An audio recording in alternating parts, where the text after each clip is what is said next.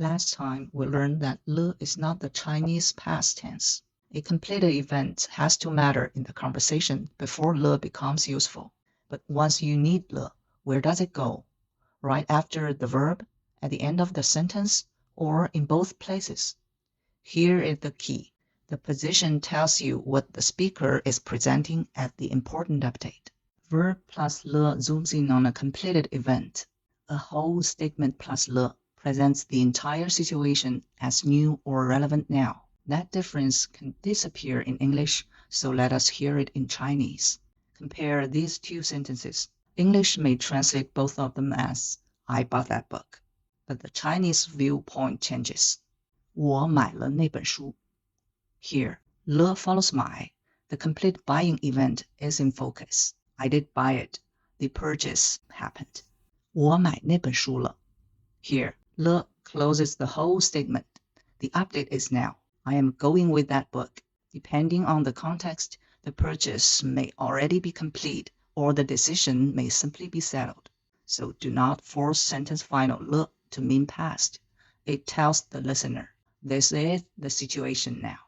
The same contrast becomes even clearer with the wallet. 他带了钱包. The completed action of bringing it is in focus. In context, this could reassure us that he did not forget it. Look, it is right here. 他带钱包了. Now the entire situation is the update.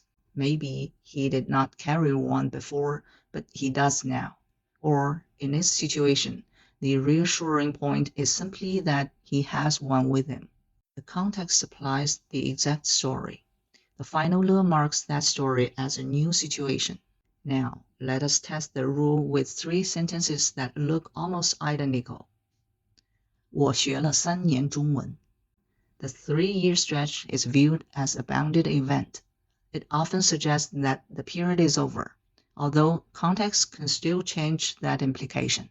我学中文3年了.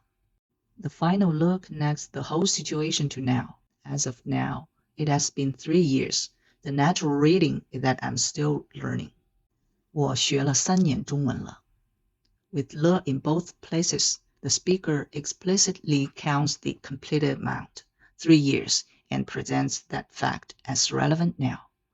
It often sounds like a strong confirmation. Yes, it has already been 3 years. This sentence also normally allows the learning to continue. The first 了 completes the measured amount, not necessarily the entire learning journey. I'm for a real-life choice. Someone asks you, 你吃饭了吗? Have you eaten? All 4 answers can be built in Chinese, but they are not equally natural in this situation. Which answer would you actually choose? 我吃饭了. 我吃了饭. 我吃了饭了. 吃了. The most natural answer is number 4, 吃了. The question already gives us the topic, so Chinese usually drops everything we do not need.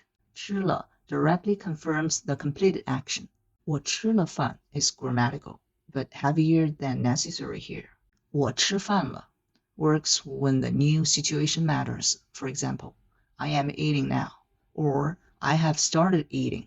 And 我吃了饭了 needs special emphasis or contrast.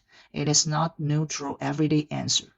So, when you choose the position of 了, do not start with the English tense. Ask what you are updating. Verb plus 了, the completed event is in focus.